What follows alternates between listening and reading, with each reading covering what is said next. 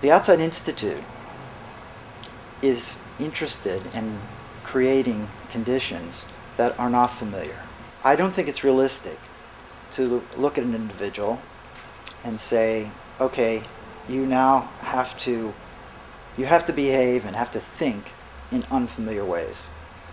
No one would disagree with that, but how do you do that?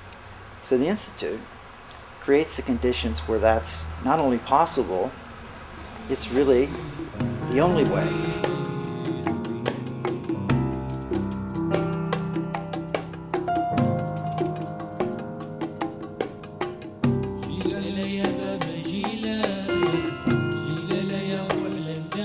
One of the things I observed in the classroom was, in the process of working, is that the students were becoming more removed from the process. And that was more than that, not cutting with the scissors or not painting with a brush, but the body was being removed from the process.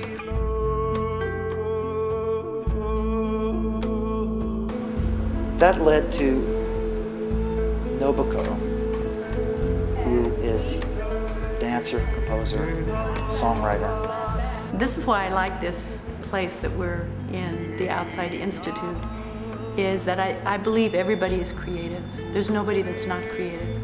Only thing is that many of us have had blockages and have not had permission to participate in bringing out our creativity.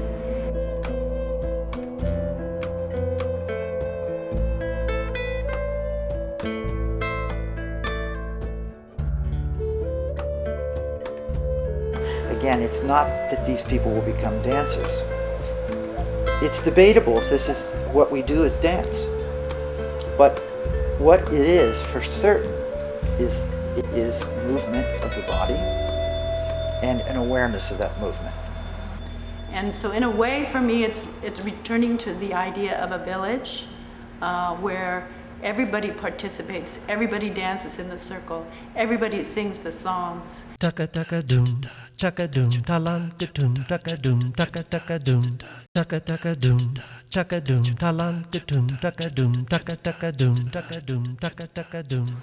So then we have music with Don Davis, a music composer who did the score for the Matrix series of films.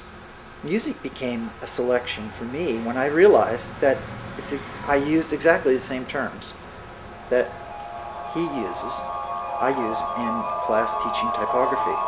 See if you can get as continuous a sound as possible. It's already sounding good. But it's kind of almost like a violin concert. So what we're going to do is we're going to create compositions. That's why we have this square here. That transforms it into another dimension, because the variety then happens in the musical world. The first example I gave you was the visual world. Bold, light, large, small, varying intervals, progressions. The question is there a correlation between how something looks and how it sounds? The architect we have is Carlos Wallenrod. He is a wonderful architect who studied and worked with Luc Kahn for over 10 years. We mentioned the checkerboard. In architecture, it will then again be transformed into a third dimension. You've seen by now a number of exercises with, a unit element, like a little square, a white square, a black square, and so forth. And I thought that to allow us to talk about these, the best thing would be to have a cube cell, a cell which is a cube. But essentially what it does make us is aware of the inside of it, rather than looking at the cube as a piece outside of ourselves. There's unpainted a painting which is called Mont Saint-Victoire, 64 times. Now, think of it, and it's quite clear if you start thinking that, maybe in the morning the light is different than the afternoon, or that, from this side to that side things don't quite look the same. But in fact, the insistence and the intensity with which Cézanne did all of that had to do with the fact that he, and in fact it has been said by rather remarkable analysts of the arts, that he was looking for the core.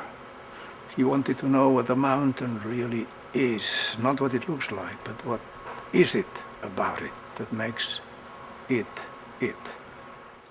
The other person is Alan Wexler, who's a sculptor / architect, who he works three-dimensionally, but in a different conceptual way than Carlos. You've explored many ways in which corrugated cardboard can be used as a medium. Construct a device for containing, storing, and retrieving the broom, and without verbal instruction, and this will be on Friday, another person should be able to open your container, remove the broom, sweep the floor, and return the broom to a container.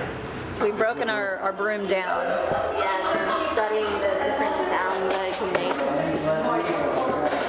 So we like the idea of using it to make sounds. Our original idea was actually providing some kind of encasement for the broom that will provide whoever's going to be acting out the scenario some kind of guidance.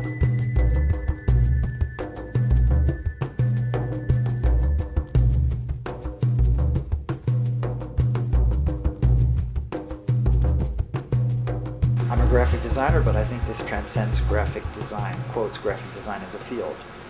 I think it's that rather than design being used for a product, it's design used for understanding, transforming, seeing the world and your surroundings in a different way.